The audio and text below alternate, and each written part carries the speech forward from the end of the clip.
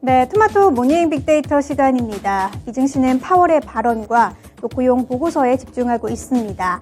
한편 우리 시장은 전거래일 코스닥 지수는 반년 만에 다시 800선을 돌파했는데요. 한 주의 시작인 우리 시장 어떤 흐름으로 출발할지 전일 수급을 통해서 함께 살펴보시죠. 먼저 코스피 매수 상황부터 살펴보도록 하겠습니다. 코스피 시장에서 외국인들은 전거래일 배터리 관련 종목들을 일제히 담았는데요. 일단 가장 먼저 LG화학 쪽으로 수급이 들어왔습니다. LG화학 같은 경우에는 중국의 양유에 대한 수혜 기대감까지 더해지면서 전거래일 주가 3%대 강세로 마감을 했고요. 밑으로는 코스모 신소재가 이름을 올렸습니다. 전거래일도 15%대 강세 보이면서 52주 신고가를 경신했습니다. 밑으로는 GM과 배터리 합작 공장을 설립하는 삼성 SDI 그리고 포스코 케미칼 쪽으로도 일제히 담았고요. 또 한화 에어로스페이스 쪽으로도 수급이 들어왔습니다. 호주와의 수출 모멘텀으로 최근 주가 견조한 흐름 이어가는 한화 에어로스페이스 쪽으로도 외국인들의 수급이 들어왔네요. 이어서 기관 쪽에서는 어떤 종목을 담았는지 함께 살펴보시죠. 기관 쪽에서는 셀트리온을 가장 많이 담았습니다. 셀트리온의 창업주 서정진 명예회장이 2년 만에 경영권에 복귀하는 가운데 전거래일 셀트리온 그룹주들이 일제히 강세를 보였는데요. 기관 쪽에서는 셀트리온을 많이 담았습니다. 밑으로는 외국인과 마찬가지로 2차전지 관련 종목들을 많이 담았습니다. 삼성 SDI 그리고 포스코 케미칼, LG화학 쪽으로 일제히 매수세가 들어왔고요. 신세계가 이름을 올렸습니다. 신세계가 1분기 호실적 전망을 받은 가운데 전거래일 주가는 5%대 강세로 마감했네요. 이어서 코스피 시장에서는 어떤 종목들을 매도했는지 함께 살펴보시죠. 가장 먼저 외국인 쪽에서는 삼성전자와 SK하이닉스, 반도체 관련 종목들 쪽으로 매도세가 나왔습니다. 전거래 2차전지 관련주들 쪽으로 외국인들이 많이 담았다면 반대로 반도체 관련주 쪽으로는 매도 물량을 출했는데요. 이 두 종목 모두 다 전거래일 하락으로 마감했습니다. 밑으로는 포스코 홀딩스가 이름을 올렸습니다. 이 외국인과 기관 쪽에서 모두 다 차익 실현 매물을 소화하면서 주가는 하락으로 마감을 했고요. 또 셀트리온 쪽으로는 기관 쪽에서는 담았지만 외국인 쪽에서는 반대로 매도 물량을 출했습니다. 마지막으로 KB금융이 이름을 올렸는데요. 금융위원회 신규 은행 도입과 비은행권의 업무 확대 논의 소식에 전일 은행주들이 일제히 약세를 보였습니다. 그중에서도 외국인 쪽에서는 KB금융 쪽으로 매도 물량을 출했네요. 이어서 기관 쪽에서는 어떤 종목을 매도했는지 살펴보시죠. 기관도 마찬가지로 반도체 관련주 쪽으로 매도 물량을 이제 출했습니다. SK하이닉스 그리고 삼성전자가 이름을 올렸고요. 밑으로는 또 SK이노베이션이 이름을 올렸습니다. 최근 중국 양회를 앞두고 석유화학 업계로 기대감이 몰리고 있는 가운데 기관 쪽에서는 SK이노베이션을 매도했지만 주가는 강세로 마감했습니다.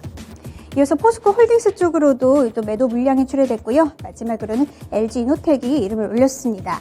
최근 주가 하락 추세 이어가는 가운데 외국인과 기관 쪽에서 모두 다 매도 물량을 출회하면서 전거래일도 소폭 하락으로 마감했네요. 이어서 코스피 시장에서의 특징주 살펴보시죠. 네, 코스피 시장 특징주는 코스모 신소재입니다. 코스모 신소재가 정부의 폐배터리 재활용 기술에 대한 세액공제 적용 추진 소식에 상승 랠리를 이어가고 있습니다. 특히 전거래일 미증시가 상승한 가운데 반발 매수세가 2차전지 관련주들 쪽으로 들어오면서 코스모 신소재는 전거래일 52주 신고가를 경신했습니다. 이어서 코스닥 시장에서의 수급도 함께 살펴보시죠. 네, 코스닥 시장에서 외국인들은 2차전지 관련주들 쪽으로 일제히 담았습니다. 에코프로비엠 그리고 PNT, 에코프로 첨보, 밑으로는 대주전자재료까지 담았는데요. 특히 이 테슬라의 투자자의 날 하락했던 2차전지 관련주들 쪽으로 반발 매수세가 들어오면서 전거래 외국인 쪽에서 2차전지 관련주들을 많이 담은 가운데 이 PNT 같은 경우에는 3천억 원 규모의 투자 유치 추진 소식이 이어지면서 주가는 15%대 강세로 마감했네요. 이어서 기관 쪽에서는 어떤 종목을 담았는지 함께 살펴보시죠. 전거래일 셀트리온 그룹주들이 일제히 강했던 가운데 기관 쪽에서는 셀트리온 헬스케어를 많이 담았고요. 밑으로는 에코프로비엠 그리고 메디톡스, 최근 주가 견조한 흐름 이어가는 두 종목이 이름을 올렸습니다. 특히 메디톡스 같은 경우에는 보톡스 기업 휴젤이 미국 특허 심판원에 메디톡스의 보톡스 특허에 관한 무효 심판을 제기한 가운데 보톡스 관련주들이 일제히 약세를 보였는데요. 기관의 매수세에도 주가는 7%대 하락으로 마감했습니다. 밑으로는 키즈 콘텐츠 관련주죠. SMG엔터가 이름을 올렸습니다. 최근 저출산 대책에 대한 기대감이 모이면서 주가는 4거래일 연속으로 강세 흐름 이어가고 있습니다. 밑으로는 아이센스가 이름을 올렸습니다. 혈당 측정기 관련주죠. 아이센스는 최근 실적 개선 기대감에 주가가 상승한 가운데 기관 쪽에서도 아이센스를 많이 담았네요. 이어서 코스닥 시장에서는 어떤 종목들을 팔았는지 함께 살펴보시죠. 네, 외국인 쪽에서는 일단 탈모 화장품 관련주 바이오니아 쪽으로 매도 물량이 많이 출회됐습니다. 2월 한 달 들어서 주가가 무섭게 오른 종목이죠. 이 차익 실현 매물이 나오면서 전거래일 하락으로 마감을 했고요. 밑으로는 최근 주가 견조한 흐름 이어가는 두 종목입니다. 메디톡스 그리고 나노신소재가 이름을 올렸는데요. 이게 특히 나노신소재 같은 경우에는 외국인 쪽에서 매도 물량을 출회했지만 주가는 강세로 마감했습니다.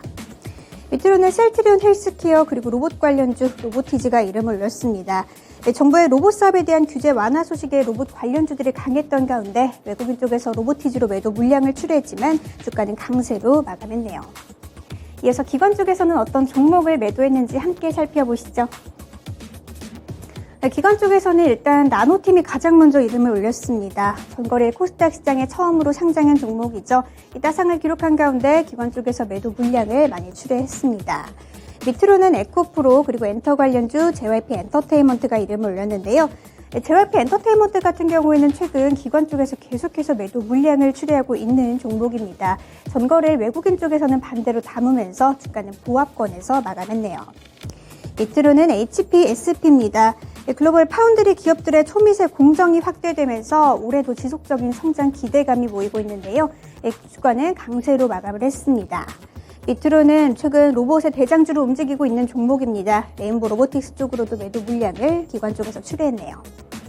이어서 코스닥 시장에서의 특징주 함께 살펴보시죠.